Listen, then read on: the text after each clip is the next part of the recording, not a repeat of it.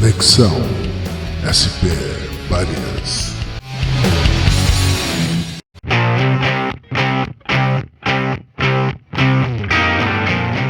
Essa questão da cultura do business, do capitalismo, olha, ser ali, enfim, um vencedor, um winner, né, da Faria Lima, você tem que consagrar a sua vida à carreira. Então, ou seja, família não é o mais importante na vida dessas pessoas. O mais importante na vida dessas pessoas é o quê? É a carreira. Então você vai fazer tudo pela sua carreira, trabalhar como um louco, fazer, você precisa fazer um novo curso, você vai, eu tenho que viajar não sei onde porque a empresa mandou, você vai, eu tenho que trabalhar fim de semana porque você vai, então, ou seja, a vida passa a ser a carreira, e não mais a família, as relações familiares, então, ou seja, tudo isso se desfaz. Então, ou seja, porque esse passa a ser o grande projeto de vida dessas pessoas, a preocupação última delas. Então, ou seja, sociedades capitalistas, você vai ter essas grandes transformações sociais, porque a partir do momento em que o indivíduo, o foco dele, a carreira dele, a vida dele, a pressão da família não existe mais. Não há mais uma pressão para ele casar, para ele ter filhos. No pouco tempo livre que lhe resta, ele vai simplesmente querer ter o prazer e se expressar da forma como ele achar melhor. Então, ou seja, esse tipo de modelo econômico, enfim, incentiva essa questão do individualismo. Não estou necessariamente criticando isso, estou meramente constatando, né?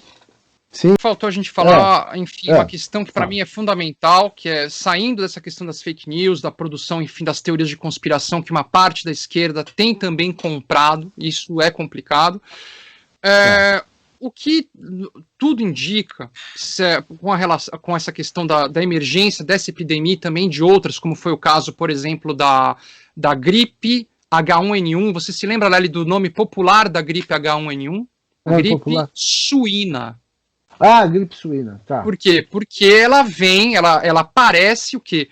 Ela surge ali naqueles grandes criadouros ali de porcos, né, de criação industrial, todos os porcos ali em péssimas condições de higiene, fechados, você tem o surgimento desse vírus H1N1, né? Sim. Então, ou seja, essa pandemia do H1N1, essa nova pandemia agora, seja pela questão, enfim, que vem realmente da criação industrial de animais, todos fechados no mesmo ambiente, ou pela questão de devastação causada pelo consumo de carne, e que aí leva o ser humano a ter contato ali com um vírus que até então encontrava-se isolado em um certo setor da natureza, ou seja, de uma forma ou de outra, essa epidemia, ela é causada o quê? A origem dela está na relação homem-animal, né?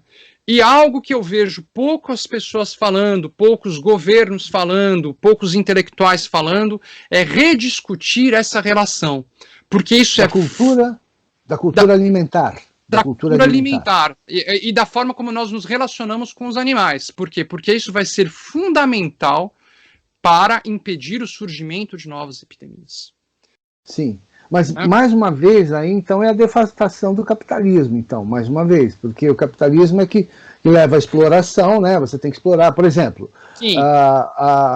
toda a destruição que está tendo aqui no Brasil, no Pantanal, essa queimada toda e tal, que é? Para criar pastagem, né? Sim. Pra criar novas pastagens, ou seja, mais uma vez, é o capitalismo destruindo o planeta e trazendo novas doenças. Então, o capitalismo é um sistema econômico em si contraditório. Se numa via ele permite as discussões, ele é dinâmico, ele permite que você possa ampliar a tecnologia, etc e tal, avançar em vários setores, mas por outro lado também ele é devastador, né? Ele tem os dois lados, né? Mas aí entra também uma questão, meu amigo, que é a questão da estrutura e da agência, algo muito necessário nas ciências sociais, essa discussão, mas que também ela é fundamental em tudo, que é o quê? Você vê, realmente, você tem muita gente na esquerda que critica o capitalismo por conta disso, então, ou seja, critica uma certa estrutura, mas nunca percebe a questão da agência. O que eu quero dizer com isso? Esse ecossistema na Amazônia, Pantanal, ele só é devastado porque ele vai produzir algo que milhões de pessoas vão comprar. Sim. E pouco se fala sobre essa questão do consumo. Então, ou seja, a esquerda pouco vai debater a questão das responsabilidades individuais. Então nós criticamos, estão destruindo a Amazônia. Sim, mas as pessoas continuam a colocar carne no prato. E Quer dizer, como fica isso? Então, quer dizer, a culpa é só de quem está devastando e quem está comprando? Também não. O sistema é o tudo. O sistema não é só o produtor, é também o consumidor.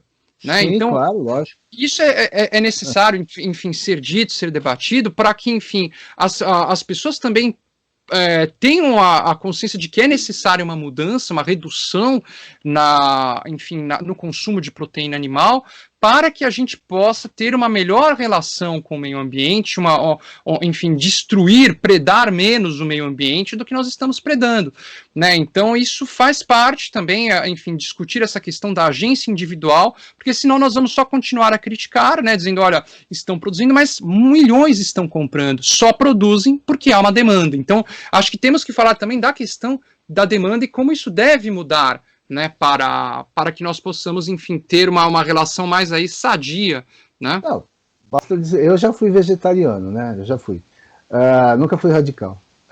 Basta dizer o seguinte, se todos fossem vegetarianos, não tinha produção de carne, pô. Não teria, é verdade. A Swift já não existiria, né?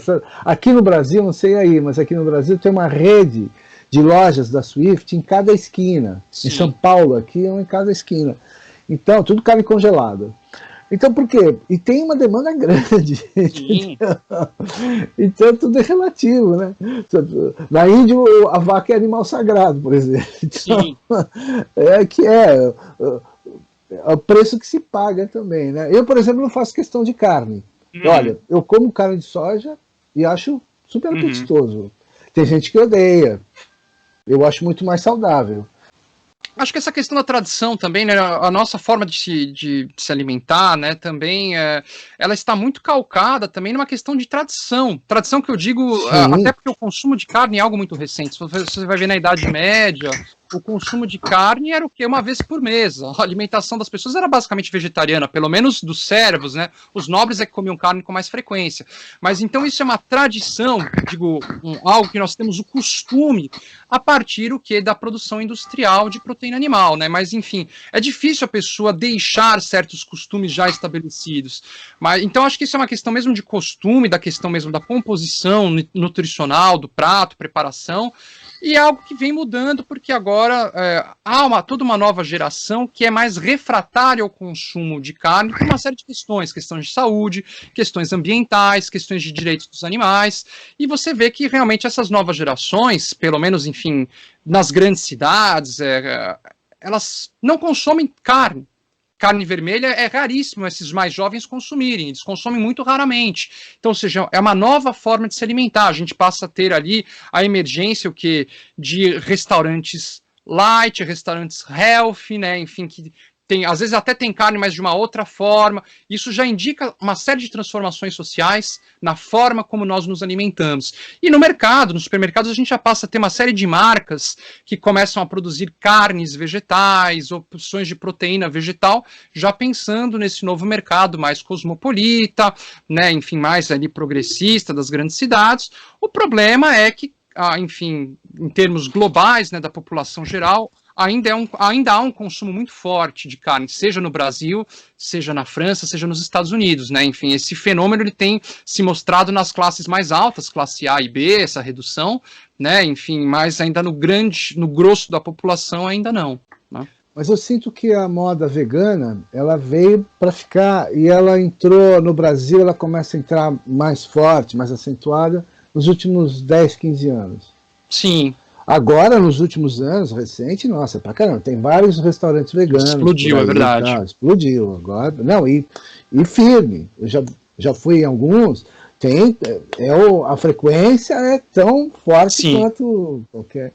Então, quer dizer, já tem uma nova cultura, mas eu acho que mais assimilado é pelos mais jovens, você tem razão. Sim, há uma questão geracional forte nisso.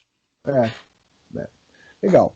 Bom, caímos nesse assunto porque tudo tem a ver com a pandemia, né? Porque a pandemia pode ser a origem da própria alimentação, né? Da cultura alimentar.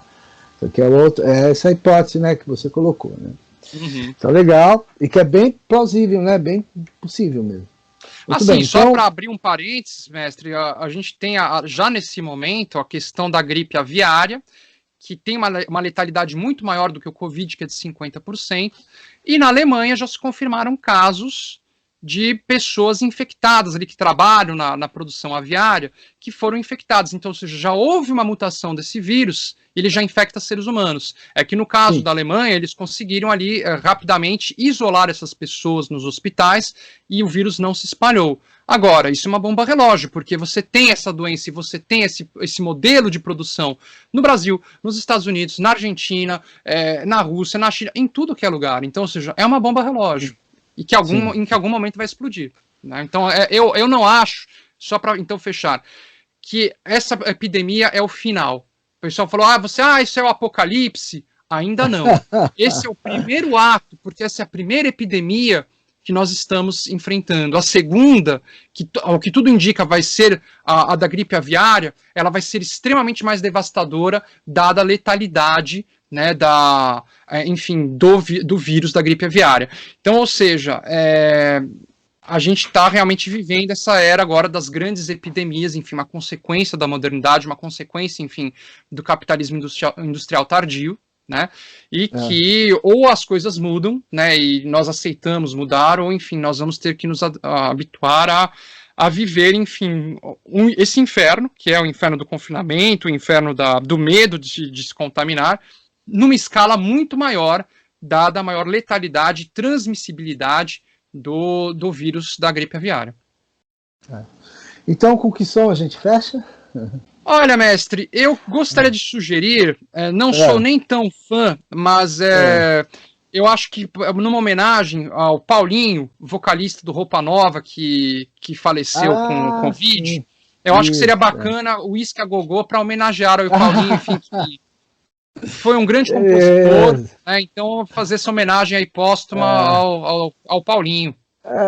Quando eu acompanhava cantor, tocava na noite, toquei muito nos anos 80, nos anos 80 e 90. Eu tocava essa música por obrigação, porque fazia parte do repertório, era obrigatória. Essa música então, aí tudo que é festa, seja de casamento, celebração de empresa, sempre tem essa música. Essa música é isso aí. Então, legal. Então vamos fechar com ela. E aí, sempre dando aquele recado para a galera se inscrever, né, e seguir, compartilhar, né? Sim, dar o like e não se esquecer também de ativar o sininho para receber as notificações do canal. Receber. Beleza. Então tá, então vamos fechar aqui, mas dando continuidade. Com certeza. Aí. Um abraço. Outro. Fechamos.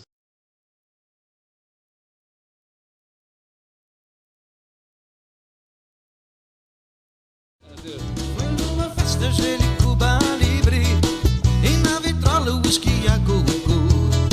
A meia luz o som do Johnny Rivers, aquele tempo que você sonhou. Senti na pele a tua energia quando peguei de leve a tua mão. A noite inteira passa num